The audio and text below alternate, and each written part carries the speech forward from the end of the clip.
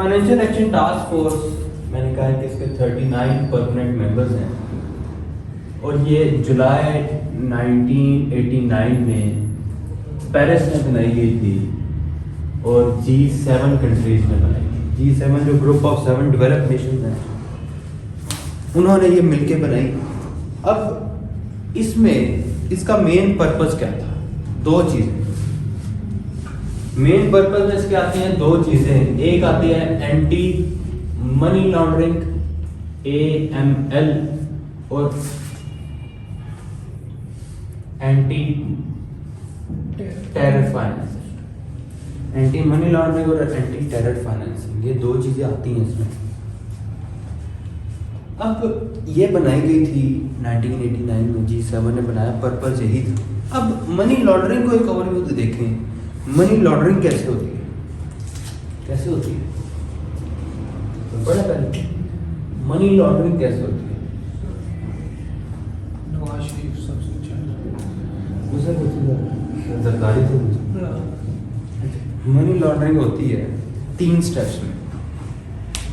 सबसे पहला स्टेप होता है इसका प्लेसमेंट,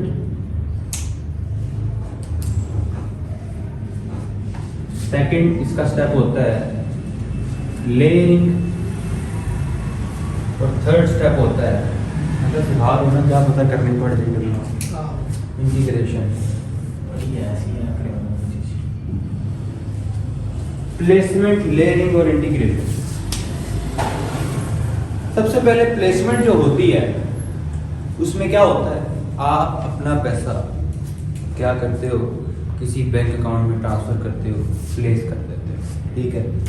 ये बैंक अकाउंट्स में प्लेस किया जाता है, वहां से वो लेयर किया जाता है, डिफरेंट स्मॉल अकाउंट्स में डिस्ट्रीब्यूट किया जाता है, स्मॉल अकाउंट्स में डिस्ट्रीब्यूट किया जाता है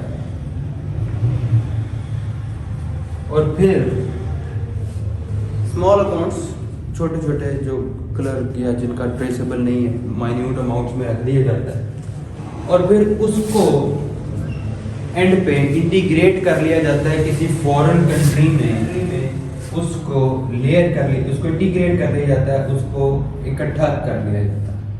तो ये अब ये पहले के क्या करते हैं? पहले में आपने बैंक अकाउंट डिफरेंट ओपन किए, ठीक है, ठीक है, आपने एक बैंक चूज किए उनके साथ, ठीक है, फिर उधर स्मॉल अकाउंट्स ओपन किए डिफरेंट बंदों के नाम पे, ठीक है।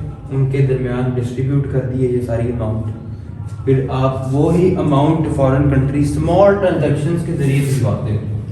सर जिस तरह वो अन्ना दे मार्केट कराते हैं हाँ, बड़े करोड़ रुपया वो जड़ा मुख्तार के फलाना वो- मार भी गया तो उनके अकाउंट्स में रखवा के इनको ट्रांसफर किया जाता है, फिर वो फॉरेन कंट्री में इकट्ठा कर लिया जाता है, जिसको हम कहते हैं इंटीग्रेट करना स्मॉल ट्रांजैक्शंस। अब ये जिनके निकले थे वो सिर्फ एक बंदे थे जो उस वक्त डिटेक्ट हुए, उससे पहले इंटीग्रेशन हो चुकी है जिनकी वो पता भी नहीं।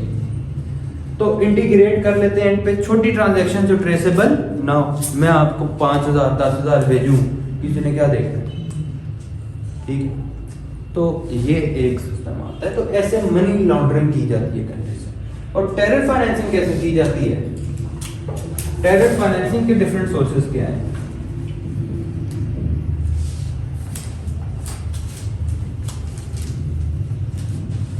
सबसे पहले टेरर फाइनेंस किया जाता है आपका मनी लॉन्ड्रिंग के जरिए।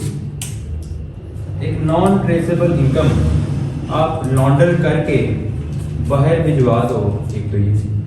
दूसरा आप करते हो एनजीओज की फंडिंग के थ्रू। डिफरेंट एनजीओज एफिलिएट होती हैं, आप एनजीओ की फंडिंग के नाम पे पैसा भिजवाते हो और वहाँ पे आपका वहाँ पे फंडिंग फंड करता है। और तीसरी चीज आपकी होती है आप ट्रेड के जरिए कैसे? आप एक सस्ती चीज कमोडिटी उनसे खरीदते हो महंगी प्राइस में, आप एक्सपेंसिव चीज सस्ती चीज लेते हो, कोई भी एक नॉर्मल सी चीज उनको ज्यादा पैसे में खरीद दे लेते हो, आपकी वो एक ट्रेड इंटरनेशनल ट्रांजैक्शन ट्रेड होगी, लेकिन अल्टीमेटली आप क्या कर रहे होते हो, उनको फंड कर रहे होते हो इनडायरेक्टली। अच्छा, ठीक। ज्यादा पैसों में जी। ज़्यादा पैसे, एक सस्ती चीज़ महंगी खरीद के उनको फंडिंग दे देते हो। ठीक हो गया। तो ये 3 मेजर सोर्सेज हैं आप मनी लॉन्ड्रिंग, क्योंकि एक ओवरव्यू भी करना है। तो ऐसे आप टेरर फाइनेंस करते हो। अब FATF कैसे ऑपरेट करता है? FATF ने अपनी 2 लिस्ट बनाई है, इसकी 2 लिस्ट हैं। FATF की लिस्ट को अगर देखें तो आपकी 2 लिस्ट बनती है। एक आपकी बनती है ग्रे लिस्ट, जिसमें इंटेंसिटी ऑफ मनी लॉन्ड्रिंग या टेरर फाइनेंसिंग इतनी ना हो, और एक होती है ब्लैक लिस्ट। ग्रे लिस्ट वो उनको डाला जाता है उन नेशंस को जिसमें इतनी ज्यादा इंटेंसिटी ना हो, किसकी? मनी लॉन्ड्रिंग की और टेरर फाइनेंसिंग। और ब्लैक लिस्ट वो जो ऑलरेडी एनगल्फ्ड होगी, वो हर जगह ये चीजें ज्यादा इंडल्ज्ड हो इन एक्टिविटी। तो ब्लैक लिस्ट में तो 3-4 मुल्क हैं ना, ईरान, नॉर्थ कोरिया। अब क्या होता है ग्रे लिस्ट में? क्या है, पाकिस्तान को कितनी दफा ग्रे लिस्ट में डाला गया? 2। एक डाला गया कब? जीके 3 दफा दसो कदू कदू नहीं पता, पर 3 दफा 2 दफा डाला गया। एक दफा 2012 में और एक दफा 2019। है ये अमेरिका देश। पहली दफा 2012 में डाला गया था जब 2011 में पाक यूएस रिलेशंस खराब हुए थे, और दूसरी दफा 2019 में डाला गया था जब यूएसए को, एक तो मनी लॉन्ड्रिंग होती है, ये तो नहीं कि अपनी जी बस उसने अपनी मर्जी डाली है, लेकिन एक पॉलिटिकल रीजन भी था, पॉलिटिकल प्रेशर डालने के लिए अफगान पीस प्रोसेस में इंडल्ज करने सर के ये लिए। मैंने सुना है जो FATF है ना, FATF ये कोई ऑफिशियल नहीं इस तरह की जैसे यूनाइटेड नेशन हाँ, इसमें कोई output मतलब कि कोई ऐसे नहीं है कि अगर, क्योंकि ये G7 की पाबंदी है, इसमें अगर क्या कोई होता है? हाँ, मतलब इम्पैक्ट तो पड़ेगा कि इमेज खराब होता है, लेकिन कोई ये नहीं होगा कि अब आपसे कोई लीग ऑफ 39 मेंबर्स है ना, सिर्फ G7 तो नहीं है, हाँ, उनके तो सबके सब- वोटिंग राइट्स हैं। रशिया भी है, रशिया का भी तकरीबन 1 पॉइंट समथिंग वोटिंग राइट है, लेकिन वोटिंग राइट्स के हिसाब से सबसे ज्यादा बेटर अल्टीमेटली किसके पास है? यूएसए के पास है, तो इसमें भी उसकी मोनोपोली चलती है। तो इंटरनेशनल इंस्टीट्यूशन के थ्रू आपकी सॉफ्ट पावर डैमेज होती है। ग्रे लिस्ट में डाल दिया, मल्टीनेशनल कॉर्पोरेशन कहती है नहीं यहाँ पे मनी लॉन्ड्रिंग हो रही है, यहाँ पे टेरर फाइनेंसिंग हो रही है। एक इमेज खराब होती है, मतलब पाबंदी तो नहीं लगती है कि उसके पाबंदी लगा ही नहीं सकते, लेकिन ऑटोमेटिकली कंट्रीज जो डाल रही हैं वो यहाँ पे फंडिंग नहीं करेंगी, हाँ। वो यहाँ पे अपनी कॉर्पोरेशन नहीं भेजेंगी। अच्छा, एक तो ये हो गया आपकी 2 लिस्ट हैं, एक ग्रे है और एक ब्लैक है। 2012 में डाला गया पाकिस्तान को और 2019 में डाला गया पाकिस्तान को।